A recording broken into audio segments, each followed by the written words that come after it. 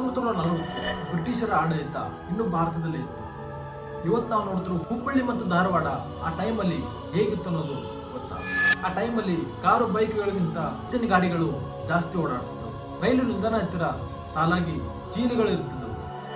ಒಂದು ಕಡೆ ವ್ಯಾಪಾರ ಜೋರಾಗಿತ್ತು, ಇನ್ನೊಂದು ಕಡೆ ವಿದ್ಯೆಯ ಬೆಳಕು ಹರಡುತ್ತಿತ್ತು. ಇವತ್ ನಾವು ಕೇಳ್ತಿರುವ ಈ ಕತೆ ಕೇವಲ 2 ನಗರಗಳ ಕತೆ. ಈ ನೆಲವನ್ನು ಕಟ್ಟಿದ ಜನರ ಕತೆ, ರಾಜರ ಕತೆ, ಬ್ರಿಟಿಷರ ಕತೆ ಮತ್ತು ಲಕ್ಷಾಂತರ ಜನರಿಗೆ ಭಕ್ತಿಗೆ ಪಾತ್ರರಾದ ಸಿದ್ದಾರೂಢ ಅಜ್ಜರ ಕತೆ. ಹಾಗಾದ್ರೆ ಸುಮಾರು 86 ವರ್ಷ ಹಿಂದಕ್ಕೆ ಮತ್ತೆ ಹೋಗೋಣ. ನೀವು ನೋಡ್ತಿರೋ ಹುಬ್ಬಳ್ಳಿ ಧಾರವಾಡ ಮುಂಚೆ ದೊಡ್ಡ ಸಿಟಿ ಆಗಿರ್ಲಿಲ್ಲ. ಇಂದು ರಸ್ತೆಯಲ್ಲಿ ಸಾವಿರಾರು ವಾಹನಗಳು ಓಡಾಡುತ್ತವೆ. ದೊಡ್ಡ ದೊಡ್ಡ ಮಾಲ್ಗಳಿದೆ, ರೈಲು, ಬಸ್ಸು ಮತ್ತು ವಿಮಾನ ಎಲ್ಲವೂ ಇದೆ. ಆದ್ರೆ ಒಮ್ಮೆ ಕಣ್ಮುಚ್ಚಿ ಯೋಚಿಸಿ, ಇದೇ ಜಾಗ ಸುಮಾರು 1940ನೇ ವರ್ಷ. ಆಗ ಭಾರತಕ್ಕೆ ಸ್ವಾತಂತ್ರ್ಯ ಕೂಡ ಬಂದಿರಲಿಲ್ಲ. ಎಲ್ಲವೂ ಬ್ರಿಟಿಷರ ಆಡಳಿತದಲ್ಲಿ. ಹುಬ್ಬಳ್ಳಿ ಮತ್ತು ಧಾರವಾಡ ಅವರ ಆಡಳಿತ ಕೆಳಗಡೆ. ಆ ಟೈಮಲ್ಲಿ ಬೆಳಿಗ್ಗೆ ಆದ್ರೆ ಸಾಕು, ಇವತ್ತಿನಂತೆ ವಾಹನಗಳ ಹಾರ್ನ್ ಕೇಳಿಸ್ತಿರ್ಲಿಲ್ಲ. ಬದಲಾಗಿ ಎತ್ತಿನ ಬಂಡಿಗಳ ಸದ್ದು, ಕುದುರೆ ಬಂಡಿಗಳ ಸದ್ದು ಮತ್ತು ಮಾರುಕಟ್ಟೆ ಹೋಗುವ ವ್ಯಾಪಾರಿಗಳ ಕೂಗು ಇವಷ್ಟೇ ಅವಾಗ ಕೇಳಿಸ್ತಿತ್ತು. ಆದ್ರೆ ಒಂದು ವಿಷಯ ಮಾತ್ರ ಅವಾಗಲೂ ಇತ್ತು, ಇವಾಗಲೂ ಇದೆ. ಅದು ಈ ನೆಲದ ಪರಿಶ್ರಮ. ಹುಬ್ಬಳ್ಳಿ ಅನ್ನೋ ಹೆಸರು ಹೇಗ್ ಬಂತು? ಅದಕ್ಕೆ ಒಂದೇ ಒಂದು ಉತ್ತರ ಇಲ್ಲ. ಇದಕ್ಕೆ ಹಲವಾರು ಅಭಿಪ್ರಾಯಗಳಿವೆ. ಕೆಲವರು ಹೇಳ್ತಾರೆ, ಈ ಪ್ರದೇಶದಲ್ಲಿ ಹಿಂದೆ ಹೂವುಗಳನ್ನ ತುಂಬಾನೇ ಬೆಳೀತಾ ಇದೆ, ಆದ್ದರಿಂದ ಹೂವಿನ ಬಳಿ ಎಂಬ ಹೆಸರು ಕಾಲಕ್ರಮೇಣವಾಗಿ ಹುಬ್ಬಳ್ಳಿ ಆಯಿತು. ಇನ್ನು ಧಾರವಾಡ ಎಂಬ ಹೆಸರು ಹೇಗ್ ಬಂತು? ದ್ವಾರವಾಡ ಅಥವಾ ಧಾರವಾಡ ಎಂಬ ಹಳೆಯ ಪದದಿಂದ ಈ ಹೆಸರು ಬಂದಿದೆ ಎನ್ನುವ ಅಭಿಪ್ರಾಯವಿದೆ. ಪಶ್ಚಿಮ ಘಟ್ಟ ಕಡೆ ಹೋಗುವ ಪ್ರಮುಖ ದಾರಿಯಲ್ಲಿದ್ದ ಕಾರಣ ಬಾಗಿಲಿನ ಊರು ಎಂಬ ಪದದ ಅರ್ಥದಿಂದ ಈ ಹೆಸರು ಬಂದಿರಬಹುದು ಎಂದು ಅನೇಕರು ಹೇಳ್ತಾರೆ. ಆದ್ರೆ ಸ್ನೇಹಿತರೆ, ಈ 2 ಊರುಗಳು ಬರೀ ಹೆಸರಿನಿಂದ ಫೇಮಸ್ ಆಗಿದ್ದಲ್ಲ. ಇವೆರಡನ್ನು ದೊಡ್ಡದಾಗಿಸಿದ್ದು ಇಲ್ಲಿ ಬದುಕುತ್ತಿದ್ದ ಜನರು. ಒಂದು ಕಡೆ ಹುಬ್ಬಳ್ಳಿ ವ್ಯಾಪಾರದಿಂದ ದಿನದಿಂದ ಜನಕ್ಕೆ ಬೆಳೀತಾ ಇತ್ತು, ಇನ್ನೊಂದು ಕಡೆ ಧಾರವಾಡ ವಿದ್ಯೆ, ಸಾಹಿತ್ಯ ಮತ್ತು ಸಂಗೀತದಿಂದ ತನ್ನದೇ ಆದ ಹೆಸರು ಮಾಡಿಕೊಳ್ತಿತ್ತು. ಹೀಗಾಗಿ ಆಗಿನ ಜನರು ಹೇಳುತ್ತಿದ್ರು, ವ್ಯಾಪಾರಕ್ಕೆ ಹುಬ್ಬಳ್ಳಿ, ವಿದ್ಯೆಗೆ ಧಾರವಾಡ. ಆದರೆ 1940ರಲ್ಲಿ ಈ 2 ಊರುಗಳಲ್ಲಿ ಒಂದು ವಿಚಿತ್ರ ಬದಲಾವಣೆ ಆಗುತ್ತೆ. ಬ್ರಿಟಿಷ್ ಆಡಳಿತ ಒಂದ್ ಕಡೆ, ಮತ್ತೊಂದು ಕಡೆ ಸ್ವಾತಂತ್ರ್ಯದ ಕಿಚ್ಚು ನಿಧಾನವಾಗಿ ಹೊತ್ತುತ್ತಿತ್ತು. ಜನರ ಮನಸ್ಸಲ್ಲಿ ಒಂದು ಕ್ವಶನ್ ಮೂಡಿತ್ತು, ಇನ್ನೆಷ್ಟು ದಿನ ಬ್ರಿಟಿಷರ ಆಳ್ವಿಕೆಯಲ್ಲಿ ಇರಬೇಕು? ಅದೇ ಸಮಯದಲ್ಲಿ ಹುಬ್ಬಳ್ಳಿಯಲ್ಲಿ ಒಬ್ರು ಮಹಾನ್ ಸಂತನ ಹೆಸರು ಮನೆ ಮಾತಾಗಿತ್ತು. ಬಡವನೇ ಆಗಿರ್ಲಿ, ಶ್ರೀಮಂತನೇ ಆಗಿರ್ಲಿ, ಎಲ್ರೂ ಆಶೀರ್ವಾದ ತಗೊಳಕ್ಕೆ ಬರ್ತಿದ್ರು. ಆ ಮಹಾನ್ ವ್ಯಕ್ತಿಯೇ ಸಿದ್ದಾರೂಢ ಅಜ್ಜ ಅವರು. ಆದ್ರೆ ಅವರು ಯಾರು? ಹುಬ್ಬಳ್ಳಿ ಹೇಗ್ ಬಂದ್ರು? ಜನರು ಅವರನ್ನ ದೇವರಂತೆ ನೋಡಕ್ಕೆ ಯಾಕೆ ಶುರು ಮಾಡಿದ್ರು? ಅವರ ಜೀವನದಲ್ಲಿ ನಡೆದ ಘಟನೆಗಳು ನಿಜವಾಗಿಯೂ ಅಷ್ಟೊಂದು ವಿಶೇಷವಾಗಿದೆ. ಅದೇ ಕಥೆಯನ್ನ ಮುಂದಿನ ಭಾಗದಲ್ಲಿ ತಿಳಿದುಕೊಳ್ಳೋಣ. ಭಾಗ 2. ಸ್ನೇಹಿತರೆ, ಹಿಂದಿನ ಭಾಗದಲ್ಲಿ ನಾವು 1940ರಲ್ಲಿ ಹುಬ್ಬಳ್ಳಿ ಮತ್ತು ಧಾರವಾಡ ಹೇಗಿತ್ತು ಅಂತ ನೋಡಿದ್ದೀವಿ. ಅದರಲ್ಲಿ ಹೆಚ್ಚು ಪ್ರಸಿದ್ಧವಾಗಿರುವುದು ಒಂದೇ ಅಭಿಪ್ರಾಯ ಏನಂದ್ರೆ, ಹಿಂದೆ ಈ ಪ್ರದೇಶದಲ್ಲಿ ಹೂವಿನ ಗಿಡಗಳು ಮತ್ತು ತೋಟಗಳು ಹೆಚ್ಚಾಗಿದ್ದವು. ಅದಕ್ಕಾಗಿ ಹೂವಿನ ಬಳ್ಳಿ ಎಂಬ ಹೆಸರು ಬಳಕೆಯಲ್ಲಿತ್ತು. ಕಾಲಕ್ರಮೇಣವಾಗಿ ಅದು ಹುಬ್ಬಳ್ಳಿ ಆಯಿತು ಅಂತ ಹೇಳಲಾಗುತ್ತೆ. ಆದ್ರೆ ಇದು ಜನಪ್ರಿಯ ವಿವರಣೆ ಅಷ್ಟೇ. ಆದ್ರೆ ಇದೇ ಒಂದು ನಿಶ್ಚಿತ ಕಾರಣ ಎಂದು ಇತಿಹಾಸಕಾರರು ಒಪ್ಪಿಕೊಂಡಿಲ್ಲ.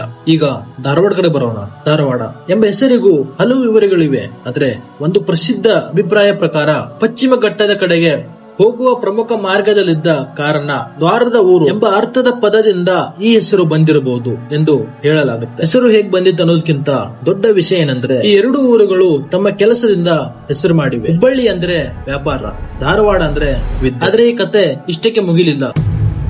ಸುಮಾರು 600 ವರ್ಷಗಳ ಹಿಂದೆ ಈ ನೆಲದ ಮೇಲೆ ವಿಜಯನಗರ ಸಾಮ್ರಾಜ್ಯದ ಪ್ರಭಾವ ಇತ್ತು. ನಂತರ ಆದಿಲ್ ಶಾ ಆಡಳಿತ ಬಂತು. ಅದರ ನಂತರ ಮರಾಠ ಆಳ್ವಿಕೆ. ಕೊನೆಗೆ ಬ್ರಿಟಿಷರು ಈ ಭಾಗದ ಆಡಳಿತವನ್ನು ತಮ್ಮ ಕೈಗೆ ತಗೊಂಡ್ರು. ಪ್ರತಿ ರಾಜವಂಶವು ಈ ನೆಲದ ಮೇಲೆ ತನ್ನ ಗುರುತನ್ನು ಬಿಟ್ಟು ಹೋಗಿದೆ. ಯಾರೋ ಕೋಟೆ ಕಟ್ಟಿದ್ರು, ಯಾರೋ ರಸ್ತೆ ಮಾಡಿದ್ರು, ಯಾರೋ ವ್ಯಾಪಾರಕ್ಕೆ ಜಾಗವನ್ನ ಕೊಟ್ರು. ಇದರಿಂದಲೇ ಹುಬ್ಬಳ್ಳಿ ನಿಧಾನವಾಗಿ ದೊಡ್ಡ ವ್ಯಾಪಾರ ಕೇಂದ್ರವಾಗಿ ಬೆಳೆಯಲು ಆರಂಭವಾಯಿತು. ಇನ್ನೊಂದು ಕಡೆ ಧಾರವಾಡದಲ್ಲಿ ಶಿಕ್ಷಣಕ್ಕೆ ಹೆಚ್ಚು ಮಹತ್ವ ಸಿಕ್ಕಿತು. ದೂರದ ಊರುಗಳಿಂದ ವಿದ್ಯಾರ್ಥಿಗಳು ಇಲ್ಲಿಗೆ ಬರಲು ಆರಂಭಿಸಿದ್ರು. ಇಂದಿಗೂ ಧಾರವಾಡವನ್ನ ವಿದ್ಯಾಕಾಶಿ ಎಂದು ಕರೆಯುವುದಕ್ಕೆ ಇದೇ ಕಾರಣ. ಆದ್ರೆ ಸ್ನೇಹಿತರೆ, 1940ರಲ್ಲಿ 2 ಊರುಗಳಲ್ಲಿ ಒಂದೇ ಹೆಸರು ಎಲ್ಲರ ಬಾಯಲ್ಲಿತ್ತು. ಅದು ರಾಜನ ಹೆಸರಲ್ಲ, ಅದು ಅಧಿಕಾರಿಯ ಹೆಸರಲ್ಲ, ಒಬ್ರು ಮಹಾತ್ಮನ ಹೆಸರು. ಅವರು ಎಲ್ರಿಗೂ ಒಂದೇ ಮಾತು ಹೇಳ್ತಾ ಇದ್ರು, ಒಳ್ಳೆ ಕೆಲಸ ಮಾಡಿ ದೇವ್ರ ನಿಮ್ ಜೊತೆಗೆ ಇರ್ತಾನೆ. ಆ ಮಹಾನ್ ವ್ಯಕ್ತಿಯ ಹೆಸರೇ ಸಿದ್ದಾರೂಢ.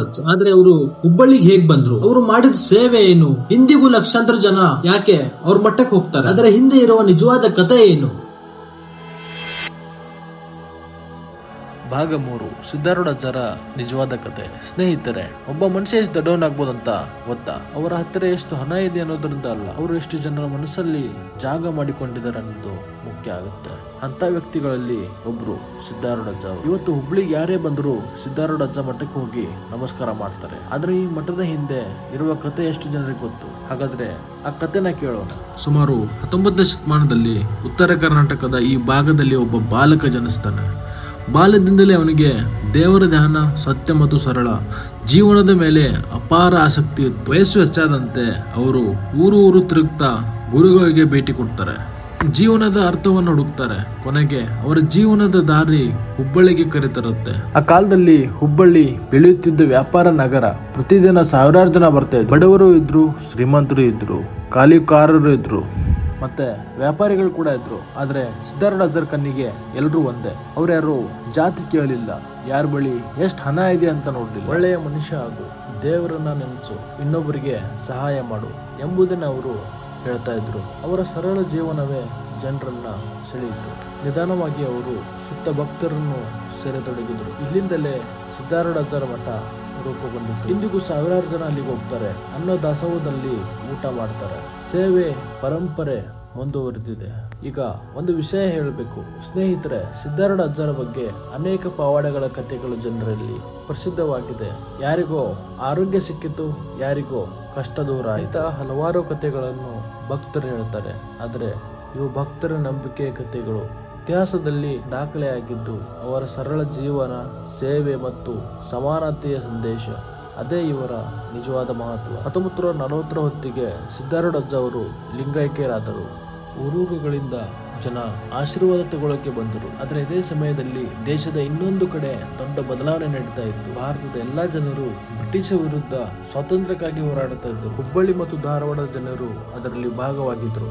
ಆ ಸ್ವಾತಂತ್ರ್ಯದ ಕತೆ, ನೆಲದ ಕತೆ, ಹೋರಾಟದ ಕತೆ ಮುಂದಿನ ಭಾಗದಲ್ಲಿ ನೋಡೋಣ.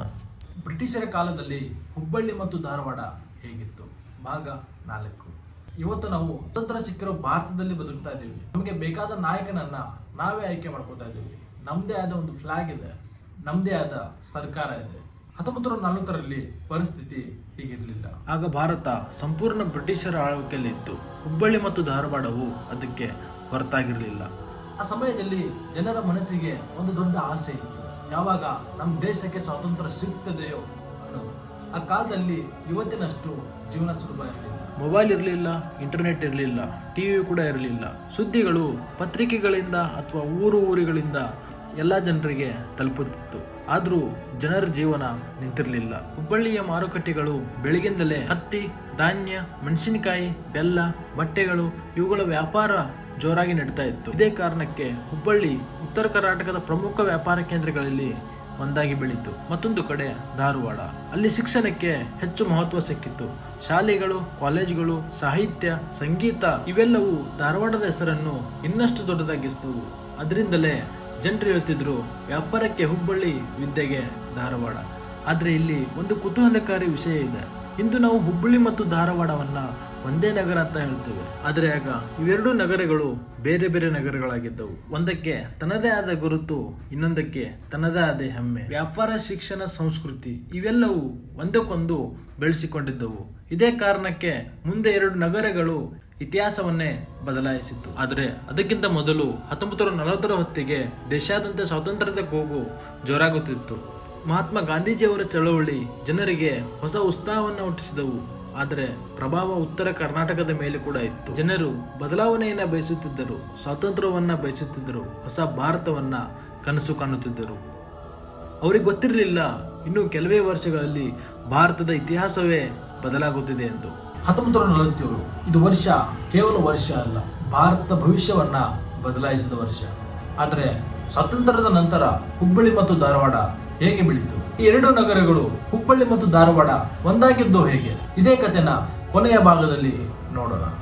ಸ್ನೇಹಿತರೆ, 1947ರ ಆಗಸ್ಟ್ 15 ಕೊನೆಗೂ ಭಾರತಕ್ಕೆ ಸ್ವಾತಂತ್ರ್ಯ ಸಿಕ್ಕಿತು. ದೇಶಾದ್ಯಂತ ಸಂಭ್ರಮ. ಹುಬ್ಬಳ್ಳಿ ಮತ್ತು ಧಾರವಾಡ ಜನರು ಕೂಡ ಈ ಸಂತೋಷದಲ್ಲಿ ಭಾಗವಾಗಿದ್ರು. ಆದರೆ ಸ್ವಾತಂತ್ರ್ಯ ಸಿಕ್ಕಿದ ನಂತರ ಎಲ್ಲವೂ ಬದಲಾಯ್ತಾ? ಇಲ್ಲ. ದೇಶವನ್ನು ಹೊಸದಾಗಿ ಕಟ್ಟಬೇಕಿತ್ತು. ರಸ್ತೆಗಳು ಬೇಕಾಗಿದ್ದವು, ಶಾಲೆಗಳು ಬೇಕಾಗಿದ್ದವು, ಕಾಲೇಜುಗಳು ಬೇಕಾಗಿದ್ದವು ಮತ್ತು ಉದ್ಯೋಗಗಳು ಕೂಡ ಬೇಕಾಗಿದ್ದವು. ಆಗ ಹುಬ್ಬಳ್ಳಿ ಮತ್ತು ಧಾರವಾಡ ಎರಡು ತಮ್ಮ ತಮ್ಮ ರೀತಿಯಲ್ಲಿ ಬೆಳೆಯಲು ಶುರು ಮಾಡಿದವು. ಹುಬ್ಬಳ್ಳಿ ವ್ಯಾಪಾರದ ಕೇಂದ್ರವಾಗಿ ಇನ್ನಷ್ಟು ಬದಲಾಯಿತು. ರೈತರ ಸಂಪರ್ಕ, ಮಾರುಕಟ್ಟೆ, ಕೈಗಾರಿಕೆಗಳು ಬೆಳೀತಾ ಹೋದವು. ಧಾರವಾಡದಲ್ಲಿ ಶಿಕ್ಷಣ, ಸಾಹಿತ್ಯ ಮತ್ತು ಸಂಗೀತ ಪರಂಪರೆ ಮತ್ತಷ್ಟು ಗಟ್ಟಿಯಾಯಿತು. ದೂರದಿಂದ ವಿದ್ಯಾರ್ಥಿಗಳು ಓದಲು ಬರಲು ಶುರು ಮಾಡಿದ್ರು. ಇದರಿಂದ ಈ ಎರಡು ನಗರಗಳು ಒಂದಕ್ಕೊಂದು ಬದಲಾಗ್ತಾ ಹೋದವು. ಅದರ ನಂತರ ಒಂದು ಮಹತ್ವದ ಘಟನೆ ನಡೆಯಿತು. 1962ರಲ್ಲಿ ಹುಬ್ಬಳ್ಳಿ ಮತ್ತು ಧಾರವಾಡ ಒಂದೇ ಮಹಾನಗರ ಪಾಲಿಕೆಯಾಗಿ ಸೇರಿಸಲಾಯಿತು. ಇದು ಕೇವಲ ಎರಡು ನಗರಗಳನ್ನು ಸೇರಿಸಿದ ಘಟನೆಯಲ್ಲ, ಎರಡು ವಿಭಿನ್ನ ಶಕ್ತಿಗಳನ್ನು ಒಂದಾಗಿಸಿದ ಘಟನೆ. ಒಂದು ಕಡೆ ವ್ಯಾಪಾರ, ಇನ್ನೊಂದು ಕಡೆ ಜ್ಞಾನ.